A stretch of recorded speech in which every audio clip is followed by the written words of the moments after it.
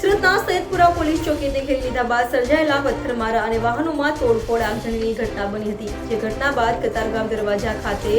વાહનોને સળગાવનાર ટોળામાંથી 3ને ચોક બજાર પોલીસે ઝડપી પાડ્યા છે, જ્યારે અન્ય ભાગી છૂટેલા આરોપીઓને ઝડપી પાડવા ચક્રો ગતિમાન કર્યા છે।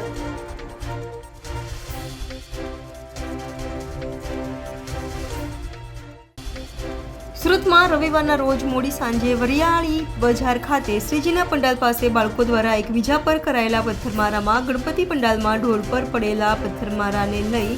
બાળકોને સ્થાનિકોએ ઝડપી પાડ્યા બાદ પોલીસને સોંપ્યા હતા, જે મોટી સંખ્યામાં લોકટોળું પહોંચી ગયું હતું અને પમ્પિંગ ખાતે આવેલી સૈયદપુરા પોલીસ ચોકીને સેંકડો લોકોએ ઘેરી લીધી હતી।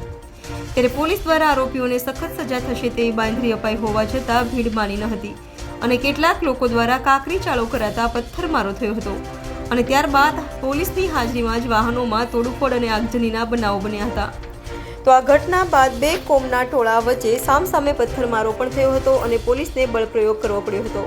તો કતારગામ દરવાજા ખાતે પણ ટોળાએ વાહનોમાં આગચંપી કરી હતી, જે અંગે ચોક બજાર પોલીસ મથકમાં ફરિયાદ નોંધાઈ હતી।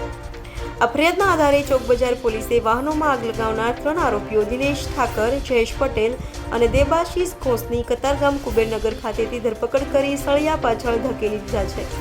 તો વાહનોમાં આગ લગાવાઈ હતી ત્યારે મોટું ટોળું હોય અન્ય આરોપીઓને પણ ઝડપી પાડવા પોલીસે ચક્રો ગતિમાન કર્યા છે। આપ જાણો છો તેમ લાલગેટ પોલીસ સ્ટેશન વિસ્તારની અંદર 8 અને 9 તારીખની વચ્ચેની જે રાત હતી એમાં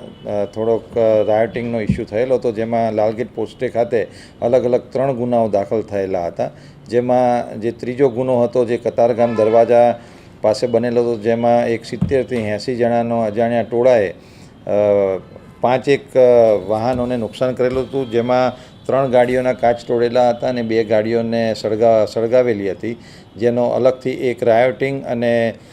બિગાડનો એક ગુનો દાખલ કરવામાં આવેલો હતો, જેની તપાસ કરતાં સીસીટીવીના આધારે આજે લાલગેટ પોલીસ સ્ટેશન દ્વારા 3 આરોપીઓની ધરપકડ કરવામાં આવેલી છે, જેમાં પહેલો આરોપી છે દિનેશ કુમાર રણછોડભાઈ ઠાકોર, જે કુબેરનગર કતારગામનો રહેવાસી છે। બીજો આરોપી છે જયેશ દિલીપભાઈ પટેલ, જે 27 વર્ષની ઉંમર છે અને વેડ રોડનો રહેવાસી છે, અને ત્રીજો આરોપી છે દેબાસિંહ આનંદ ઘોષ, જે કુબેરનગર ચોકી કતારગામ પાસેનો રહેવાસી છે, જે મૂળ હુગલી વેસ્ટ બેંગાલનો છે। આ ત્રણેય આરોપીને